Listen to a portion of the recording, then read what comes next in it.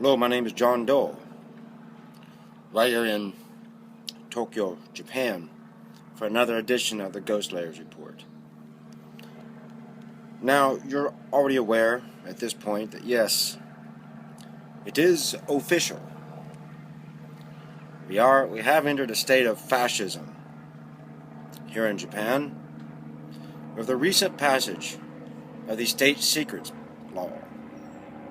Despite a concerted effort by bourgeoisie opposition parties within the bourgeoisie government, as well as the people themselves, engaging in mass protest, and with the police having an ever-increasing harsh response to the people uprising, those crowds kept getting bigger. That didn't matter. I knew this was going to happen. I didn't want to say anything, but I knew this law was going to get passed. And the night it was passed, one of the opposition lawmakers could not contain himself anymore. He jumped out of his seat, ran right up to the podium in the parliament, was putting the Constitution right in the face of fascist leadership, screaming at the top of his lungs, "This is how it starts. This is the road down to fascism." And that created quite an uproar in the parliament, and it got almost to the point of being out of control in a state of chaos within the bourgeoisie government. Even among these politicians, there's quite a number of them who know and are fully aware that this is not going to end well. Now, the people on the street have vowed to continue to fight this by any way they know how, by any means they deem necessary. Now, a recent poll that was taken found that over 82% of people here in Japan are not only completely against this, but want either the law completely abolished or at least revised. Now, I don't know what that revision would be. I don't know how you can revise or somehow reform fascism to make it nice or in benefit of anyone, really, but that's probably another matter altogether. But now, we must look at the next phase that Shinzo Abe, the fascist, and his now fascist party, the LDP, is going to take next. Well, I've lived in Japan for years now, and I saw this whole election go down, how it was so unconstitutional, how press freedom was already being limited. And hearing, Shinzo Abe's platform, the next thing they're going to go after is the military. They're going to go after something we call here Article 9. Now, I'll put a link in the description box of this video so you can see what Article 9 actually says. It basically says Japan has no military, has no armed forces. But that's not exactly true when you look at how that's been applied. Now, as we all know, it's more important to look at how a law is applied than is the actual law. Japan does have a military, much larger than you would expect it to be. But they don't call it a military. It's called the Special Defense Force. It's extremely limited in scope and what it can do currently. It cannot aggressively attack another nation. If it goes overseas, they cannot be in combat situations.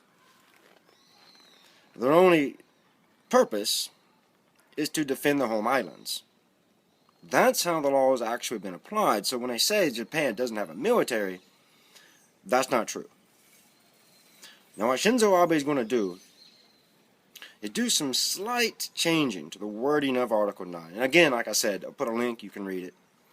He's going to put an exception in there. That's how he's going to do this, to reactivate the military. The exception he's going for is included into Article 9 that Japan has a right to engage in collective defense. That's a huge, major change. That allows Japan to join another country in a conflict. Now, that'll avoid Japan from appearing to be an aggressive nation. The excuse can be, well, we was only helping another country. We were trying to liberate them. Where have we heard this before in the history of Japan? Wait a minute. Let me think. Oh, it just dawned on me. During the former fascist imperial days of Japan, when I talk about the Asian War of Liberation, when I talk about we were just, we weren't creating war, we didn't declare war on anyone. We were just, liberating colonized countries in Asia to give them freedom. We all know that's total bullshit. It was an imperial expansion. The same thing America does now. And you see now, the only difference is the bourgeois here in Japan are controlled by the American empire. And they're starting to cooperate, interact in a very different way. Where Japan's taking, going to flex their muscles. The bourgeois here are going to flex their muscles a bit more. But there's still going to be that connection. And Japan is still occupied by American imperial forces. So that's the situation. They're going to reactivate the military here. That'll be the next phase in securing fascist control here in Japan. So keep that in mind. Call me crazy now. But watch. Wait. If that's all you can do is watch and wait. But if you can do something else, I would suggest you do whatever you think you need to do to try to stop this from happening. And truly stand by the people here in Japan. Truly be a revolutionary, if you wish to call yourself that. So that's all I'm going to say right now about this. We are in a fascist state here in Japan. Yeah. If it's the first time you've seen me, go ahead and subscribe. You'll get lots of videos like this, but a slew of other things I'm sure you'll find interesting in our modern times. So until next time, this is me, John Dole, checking out.